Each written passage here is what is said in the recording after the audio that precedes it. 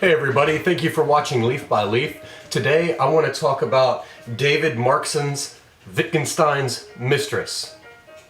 This is a really cool little book, and to help set the stage for Markson, if you don't know about him, and if you don't know about his quartet of what people call postcard novels or index card novels, this is one of them.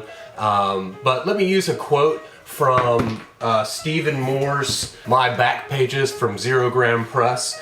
Now, to be clear, this is a statement in Moore's review of Richard Powers' Galatea 2.2, and he says, "Richard Powers is your reward for graduating from college with a liberal arts degree." That is exactly what can be said about Markson. All through this book, it is basically the whole book is comprised of statements about figures and works throughout the humanities, be it visual art, poetry, history, literature, and so on. Now, the reason that it's constructed like that, of definitely very short sentences, as you can see, the reason it's constructed like that is, of course, revealed to us first and foremost in the title, Wittgenstein. Now, obviously, you know, Wittgenstein was gay, so he likely did not actually have a mistress, and our narrator and only character in the book, Kate, she certainly wouldn't be his mistress in the sense of an actual figure or person, but rather this book is his mistress. And what I mean by that is that when Wittgenstein bestowed his Tractatus Logico-Philosophicus on the world, it completely transformed the way we think about philosophy, and especially analytical philosophy. You know, he was a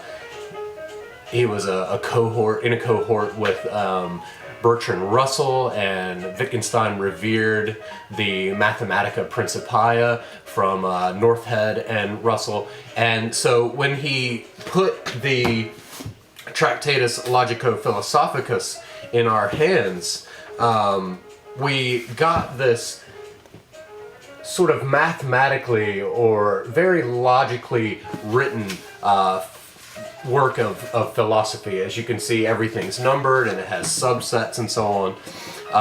And it starts out, the very first two propositions, or the very first proposition denoted as a 1, and then its sub-proposition denoted as 1.1, we get the world is everything that is the case. And we'll see these direct quotes show up in Wittgenstein's Mistress. And then 1.1 is the world is the totality of facts, not of things. And then concomitant with that, in proposition 2.1, it says we make ourselves pictures of facts. And proposition 2.141, the picture is a fact. And that's really interesting because up to that point, a picture was recognized in philosophy, especially metaphysics and epistemology, as an image or representation, and not of an actual thing like a Platonic ideal or an essence. And what Wittgenstein is saying is that no, the representation is actually truer than the so-called real thing. How does David Markson use these ideas of Wittgenstein's? Well, what he does, I've already pointed out, is he basically, this whole book is comprised of facts or statements about what is known by Kate. And obviously she's very well versed in the humanities. As it says, the very first line is, "In the beginning, sometimes I left messages in the street." And so right there we get sort of a twist on the biblical creation story with those first 3 words, "in the beginning," and then it says, "sometimes I left messages." So this is kind of like saying in the beginning was the word, or the messages.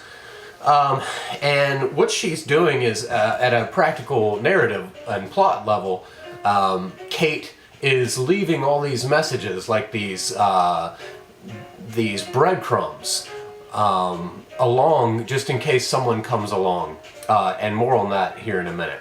But what this really is is Markson's way of showing us what a world would be like based on the system of the Tractatus Logico-Philosophicus, and hence in the beginning, so this world is being created. Now, if you've recently read the sensation from Lucy Ellmann, Duck's Newberry Port, which I read and loved, and I have a review in the latest edition, the winter edition of Rain Taxi.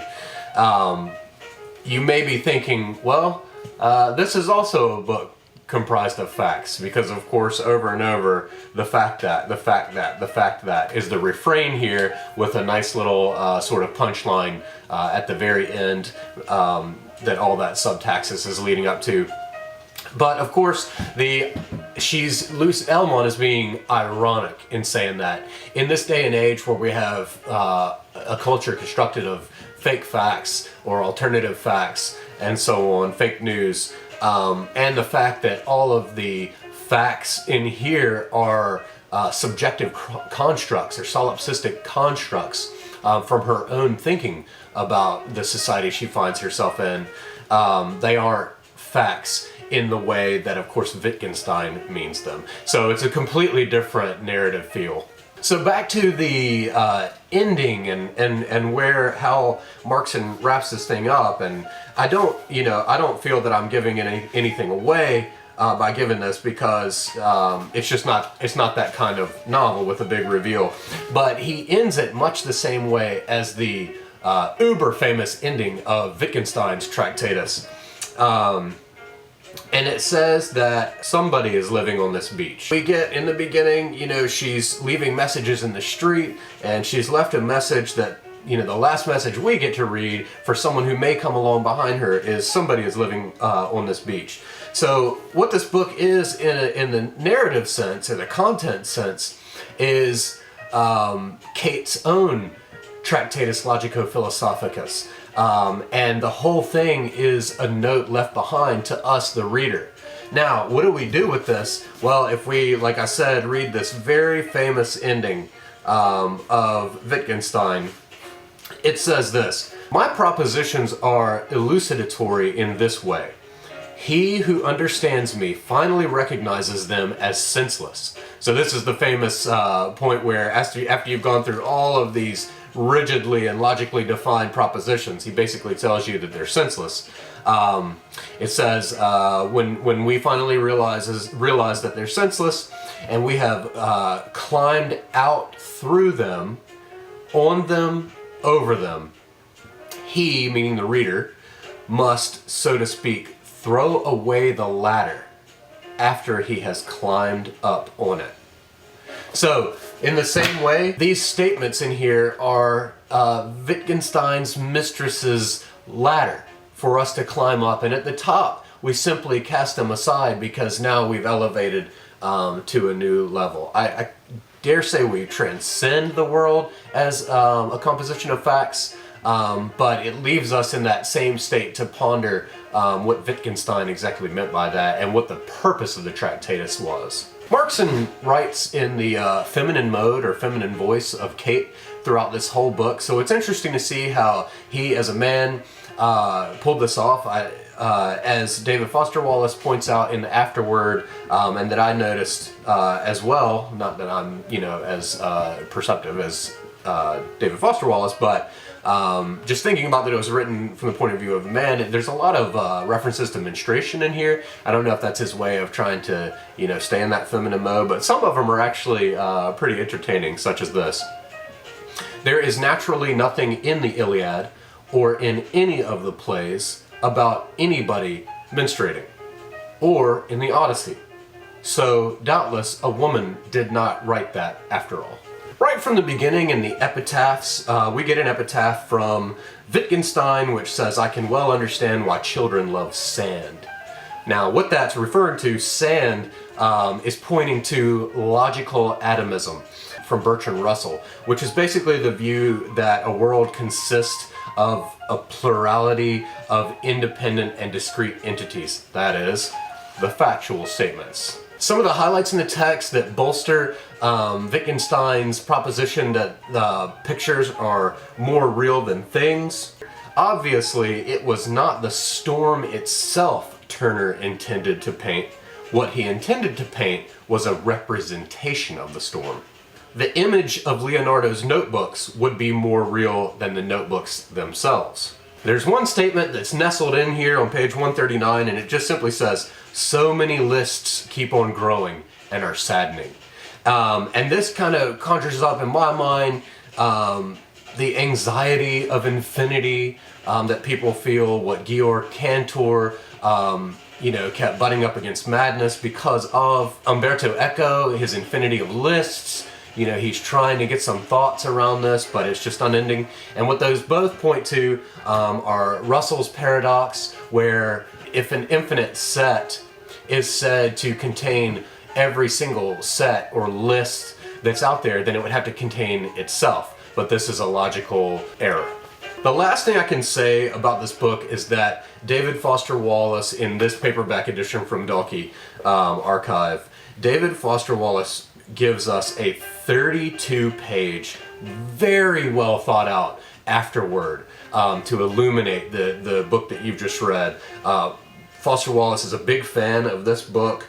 He admits that it's the only book of Marksons he had read at the time.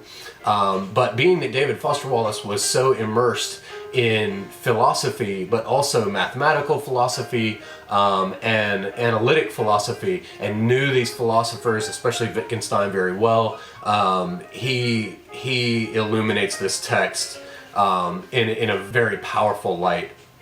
A couple of standouts from him. Markson's book renders imaginatively and concretely the very bleak mathematical world Wittgenstein's Tractatus revolutionized philosophy by summoning via abstract argument. His mistress, though, asks the question her master in print does not. What if somebody really had to live in the Tractatus-sized world? It's an imaginative portrait of what it would be like to actually live in the sort of world the logic and metaphysics of Wittgenstein's Tractatus posits. This sort of world started out for Wittgenstein to be a logical heaven. It ends up being a metaphysical hell. So again, David Markson, Wittgenstein's Mistress, hearkening back to the Stephen Moore quote about Richard Powers. This is an encyclopedia of the humanities and is a reward for anybody who cares about the subjects therein.